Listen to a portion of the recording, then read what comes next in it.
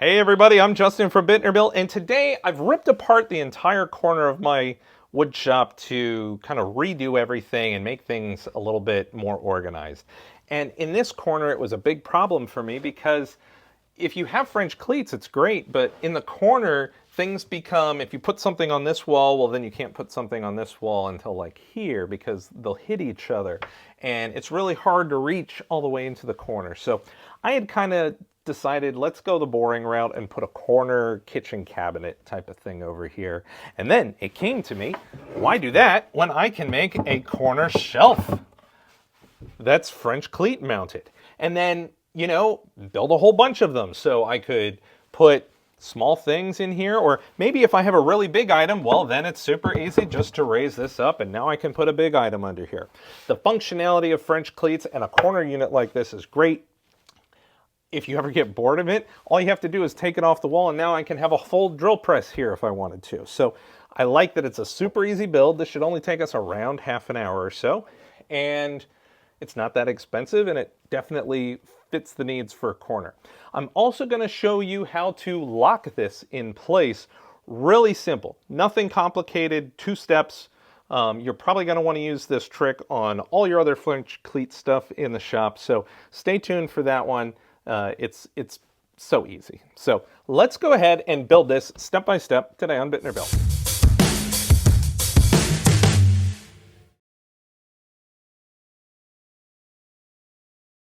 So we don't want our shelf to be a square. We want it to be more of a triangle, but with a little bit of a divide out. You could just cut this in half and now you would have 2 shelves, but I want mine to extend out a little bit more so it'll be a triangle plus a little bit before we have the diagonal. So I'm going to go 6 inches. Mark that. And then I'm going to go 6 inches on this side. And take tape.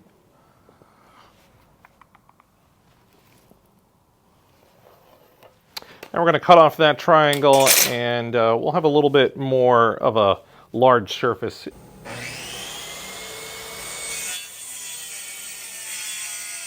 All right, so we have our shape that we're going to do our shelf out of. If you go there and just to test it, it's actually amazingly strong without anything even holding it here. So that gives me a lot of confidence for once we permanently mount it that it's going to be very stable. But I will say that if you press in the very middle in the front, you get teeter-tottering. So because of that, we're going to put a locking mechanism on this. And this is something that you can use anytime you do French cleats. It's so simple. It's so easy. You're going to use it in a lot of your French cleat stuff. So I'll show you that in a minute. In the meantime, next I'm going to put some edge banding around here just to make it look a lot nicer instead of a piece of plywood. And we need to make our backboard, which, you know, the thing we're going to attach the shelf to and then put the cleat on. Now, this one is much too small. What I need to be doing is getting to the middle of this cleat and a little bit below the middle of the top cleat. And the reason for that is I need the locking mechanism goes right underneath the cleat. So I do need to extend a little bit above. So for me, I'm about 6.5 inches center to center. So I'm going to make my back plates 6 inches. And so it'll give me a little bit more wiggle room just in case you want to put one on every single one of these shelves. They won't be too close together where they have contact. So if you've never used edge banding before, it's super simple. I usually order it in big spools like this. It makes it a lot more economical in the long run. A little tip is when you buy edge banding, it's usually taped at one end. I always take from the middle and spool it out that way because then it stays nice and uniform in the spool once I'm done. All you do is you lay it out where you're going to put it. Make sure you have some extra on the ends and make a cut. Is that it? Then I tuck it back in so that it stays in its loop and I can put that over to the side. Now I went to Walmart, bought the cheapest little iron I could ever find. I think it was like $8 or some really low number. And so I keep that just for doing this. That way I'm not ruining our personal one from the house. And so what you want to do is line it up. Make sure you go with a little bit extra on the end. You want to be able to cut it off later. This has a tendency to move a little bit while you're ironing it, so you want to make sure you leave that extra little bit. And once your iron is really hot, it's actually really easy. The glue that's on the back of the edge banding really takes care of stuff.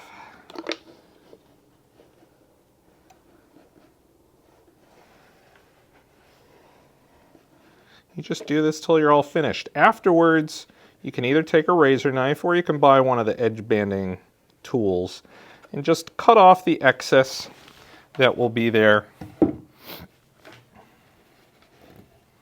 If any one of the spots is not wanting to stay down, just hit it again with the iron and it'll look pretty good when you're all done. All right, so I'm cutting off my excess at the end with a razor knife.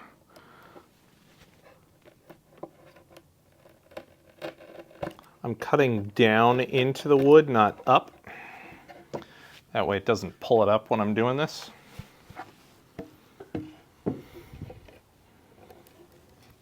Then I have this fun spring-loaded tool that you can use that you just drag along the unit.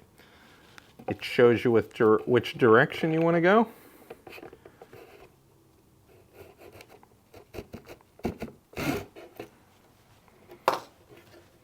I just do a little bit and check it, just to make sure it's looking good. It always feels like it's doing something really bad, so I'm always concerned that it's not doing a great job. Since I go around a corner here, I typically will take my razor knife and do that part by hand because it's not going to know how to deal with that as well with that little tool. Now, once you're all done and you've trimmed all of this away, hit it with the sander. You want to kind of blur that line between the banding and the wood. So when I was editing this video, I apparently did not hit record when I did this step, so I really apologize. That's never happened to me in a video before, but I'll do my best to show you the next part of the steps here. So what I did next, now once the edge banding was on, I went and I took 2 pieces of scrap wood. So you're basically making a 1.5 inch tall platform using 2 pieces of 3/4 inch plywood. And I set my base on top of that. That way it kept it nice and level for me to attach my 2 back pieces. Now, if you remember when I measured that I'm going to make mine 6 inches. Your measurement may vary depending on the spacing of your French cleat. It makes it easy to hold it like this rather than get all unwieldy with it. So I applied glue to the back of my shelf and then I pressed this against it. Now, there is some interesting measurements to talk about. My shelf is 20 by 20 inches, so square. When I made these 2 pieces, I had to make one 20 inches, and then the other one overlaps it, getting into the corner. So this one is 20 3/4. So whatever your numbers are, one of them needs to have 3/4 of an inch added to that length so that it properly, achieves corner coverage. Now, once I glued it and put it against it, I then took my brad nailer and just put 2 brads in it to hold it in place, both of these, while I could then go ahead and screw it. If you don't have a brad nailer, that's okay. What you're going to want to do is quickly get some sort of screw, at least 2, into place, just to hold your backboards while you then can stand it up and get it into a comfortable position for the next step. All right, so I've only put 3 brad nails in here after I glued just to hold it together. If you don't have a nail gun, that's okay. You can just go to this step right away. Just know that you need to keep this laying down how it was before so that it doesn't move on you. So I want to show you a trick with these. This is, a slide ruler.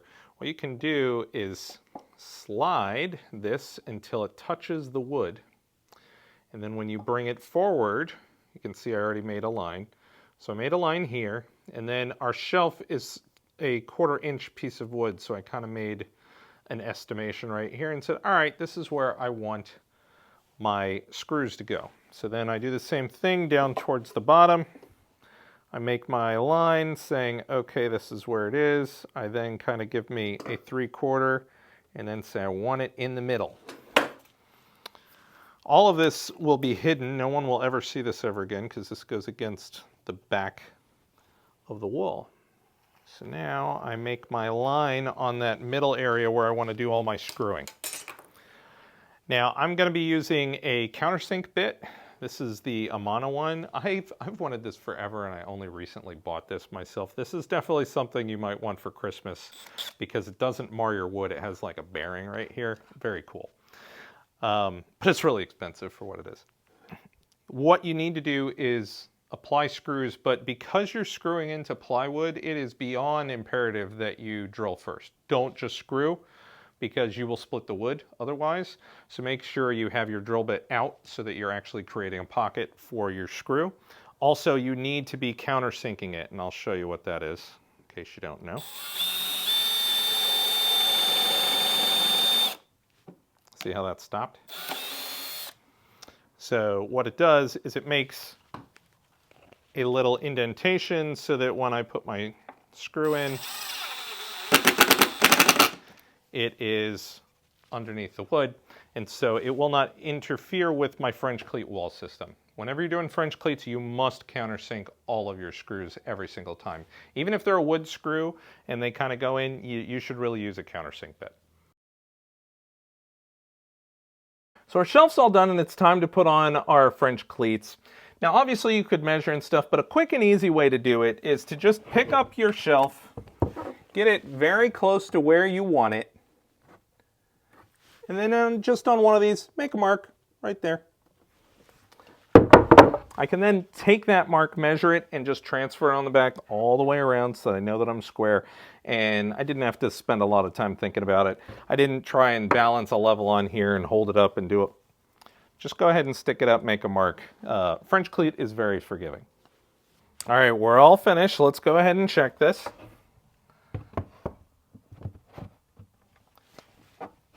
Excellent. Haha, sweet.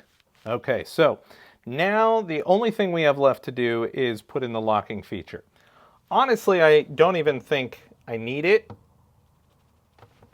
I mean, I pulled really hard on that right now and it's not moving, but I promised you a locking feature, so let's go ahead and do that. So locking this in place is so easy, and you can do this with any of your French cleat builds across the board. So the reason why we did this back plate where it extends up above onto the next board is because we're going to drill a hole to insert a dowel. That's it. Crazy, crazy easy. So if I took this dowel and I insert it directly underneath this cleat, if you try to pull up, the dowel is holding it there. It will not allow the entire unit to be pulled out of this. It works so well that I've even done it in my enclosed trailer. So this trailer is bumping around all the time. When I have these pegs in, it's never coming out. So you need to make the peg about 2 1/4 inches long. That way it will fully extend the 3/4 of your cleat, the 3/4 of your back, and then stick out another little bit so you can grab it. And you can have fun with these too. I made these, which is basically a dowel, and then I put a circle on the front of it, so it's kind of like a knob. Makes it easier for me to pull out and a little more decorative, but hey, just jamming a peg in there is going to work easy. Now, since on this shelf I'm worried about it popping up over here, I'm going to put the locking peg over in this corner just because that's the area that I want the most incapacity to be able to move. So the way I do that is I measure the thickness of the cleat. So I am 2 3/4. So then over here, I will just measure down, mark 2 3/4, and then drill a hole under that mark. You want the hole to kiss that mark so that the peg will fully be able to insert underneath the cleat. If you drill it on that, it's going to just hit it and not go in at all. All right, so we're putting this back on. We got our hole drilled. We put our peg in. There it is. Now, you see that it moves some, and that's because it's only being held right here. Now, that for me is good enough for this application. If we were in a situation where I was really worried about it moving, we'd probably do one in each corner and then one in the back. And then, you wouldn't even have any jostling. But it's impossible. I'm pushing as hard as I can under this. This shelf's going to break before it comes out of here. So that is your locking mechanism. And I use it all around the shop too, especially on something like my dust collector hose. I have a thing that I put it on a French cleat, and so it's constantly being hit all the time, and so I put a locking peg on there just so that it never comes out. That's my French cleat corner shelving units. They were really easy to build, maybe about half an hour or so to build each one of these. I really like how modular they are. If you have a bigger tool that you need to put underneath, you can raise up the shelf a little bit. You can put multiple shelves if you have a lot of little stuff to do. Or if you decide at a certain point, I want to put like a drill press right here or some other large tool, you can just pick these up and they're gone. And now you have this space for something large. So I like that I did this over building a corner cabinet, which was what I was planning to do in this corner. And that corner cabinet would have been here forever. And maybe at a certain point I wouldn't want it. So I like the non-committal aspect of this. I hope you'll like and subscribe to our channel. We're only a month old, so that's what will help me be able to grow this channel and bring you more good content. As always, stay safe in the shop, and I'll see you in the next video.